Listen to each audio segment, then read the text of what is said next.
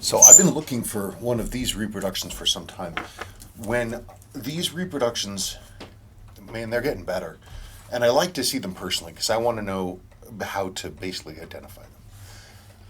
This clearly, that's an original dial. And you can tell not just because it has damage on the sub thing, but it's original and it shows wear and it's old. But this is one of the new ones. One of the things that people always look for when they talk about these dials is to say, oh, you got to look for the vertical linen marking. So, and you can see the vertical lines in here in the surface of the dial, especially there. See them? See them in the shadow? That is one of the few details that the fake dials just never, ever, ever get right. So that so far had been the easy way to kind of deal with it. They also tended to get the color of the subdials wrong, and the fact that this gray is different than this gray around the around the date window. See, this is sort of a lighter gray, and this is a darker, almost a charcoal anthracite gray. So here's one of the brand new high-end reproductions. Now you can see there's that vertical, see the vertical linen lines? Not quite as bright and sharp as those, but they're definitely there. Also notice the two different color grays. Now, both colors are a little darker than the original. You can see there.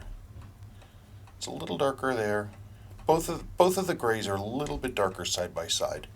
I think that's kind of a big giveaway.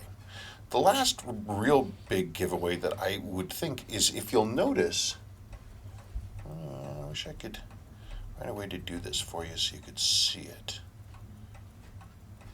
Well, let's try this. Let's see if we can reverse this.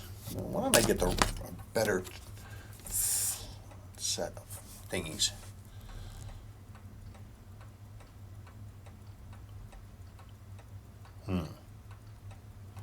No, they're doing pretty well. They're doing pretty well. I think the biggest tell from my thing that I can see is, believe it or not, the Seiko here, which is pretty good. It's still, though, it's not quite as crisp as this, but the bigger thing is that it's actually slightly crooked. Ever so slightly crooked, ever so slightly down on this end.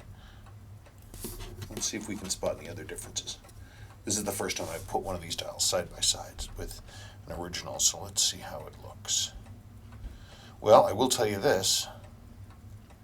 The spacing on the numbers in the subdial is not quite the same. They're a little there's a little more room between the 20 and the 50 and the 10 and the 40. If you look, say, just at the zeros, there's a little bit more room here than there is here. A little tighter. You know what's funny too? I'm going to have to really get at this. I swear that the text and everything over here on this piece is a little smaller. If we want to look at the back, that'd be the next thing. You can see the construction methods are very, very similar. I mean, they really did do their homework.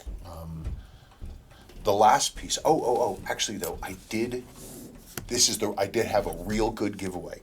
Don't know why I didn't think about this. They screwed up one major deal.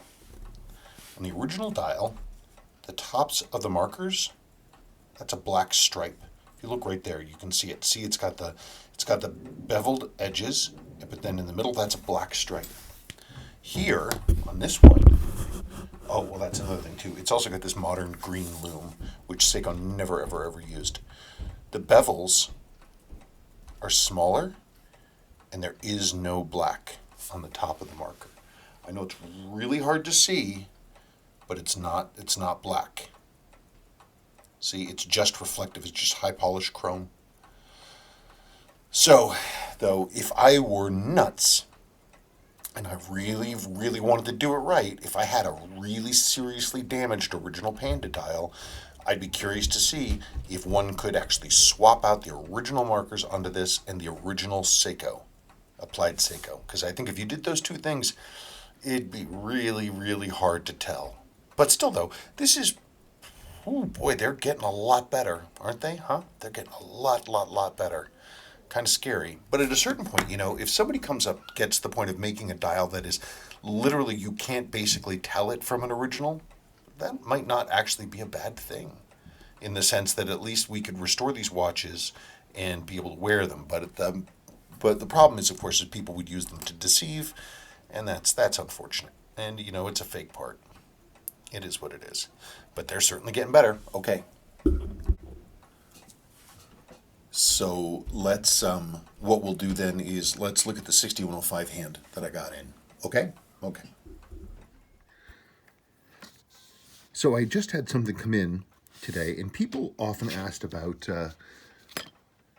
telling fakes from genuine pieces. Sorry, I'm sort of trying to get my head in gear here. So here we have 3 sweep hands for a 6105 diver. These are the short sweep hands, so for either a service hand or for a later 6105 8110, 8119 resist. But still, so here, this one here, this is the standard, like one that I've seen for years. Whoops. This is the one the standard one that I've seen for years.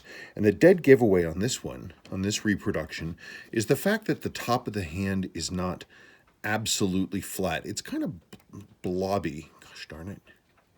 It's kind of blobby and rounded, if you see that. See, it's kind of, if you look at the tip, see, you can see that the top of the metal is kind of, it's not absolutely flat.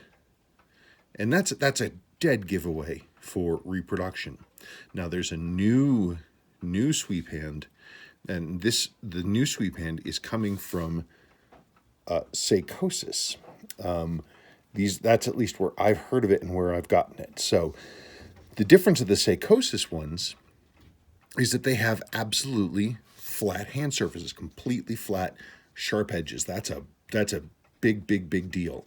But even with that, with careful looking, you can tell which of the hands are original and which of them are not.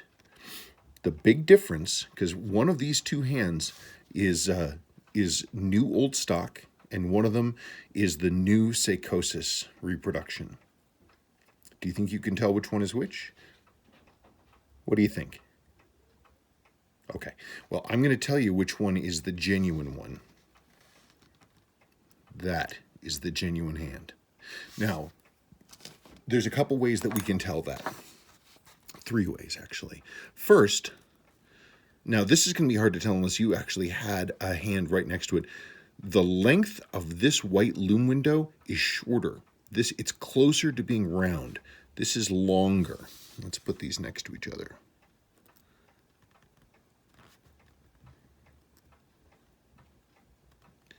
Okay, so you can see that is a little longer than this. So this looks a little more squat. This end of the hand looks a little longer. But the real, sort of the easy giveaway is, if you'll notice, the genuine Seiko hand, if you look here, notice that the tube, where it's staked into place here, it's perfectly centered in this circle. Perfectly centered. Absolutely perfect. Notice it says this is off center. The center of the hole is almost in line with this edge of the hand, and that's wrong. Also, the hand here, notice that the main section of the hand is almost the same, basically the same width from start to end. The same all the way down, and it's almost flat on the end here. Notice that the reproduction hand is actually tapered. It's quite thinner up here, and it tapers down and gets fatter all the way down to the bottom, and then the backside here is pointed. So that's kind of a real dead giveaway. You look at this, it's nice and even and flat and straight, and this, it tapers from thin all the way up to thick. Also, again, this is not centered, so the manufacturing QC on this particular piece is not as good as Seiko's was. The last piece, I don't think you'd ever, you wouldn't be able to see unless you actually got the hand off. Seiko, but of course, is serious about quality. So one of the things you'll notice, and this is true for both the old reproduction and the new reproduction, is the way the method of the construction of the tube on the hand is different. With these reproductions, The tube is just basically, it's got a little bit of a shoulder, and then it's rolled over. But the majority of the metal you're seeing here is just the hand. But if you look at the Seiko new old stock, if you look there carefully, you'll see that the tube actually has a big wide flange all the way around it. And what that does, and you can see it there, the circle brushing.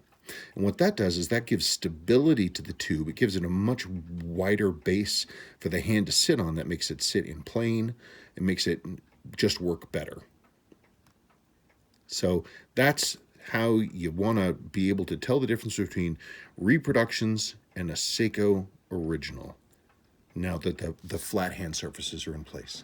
Oh, and the last thing is I know everybody would be expecting a Friday Fun video. Unfortunately, Sabrina we had a medical procedure for her, and so at the beginning of this last week, we've been sort of trying to get it done for quite some time, and it finally happened without a whole lot of notice. We were able to get a slot to make that happen, and she is not bouncing back really quick.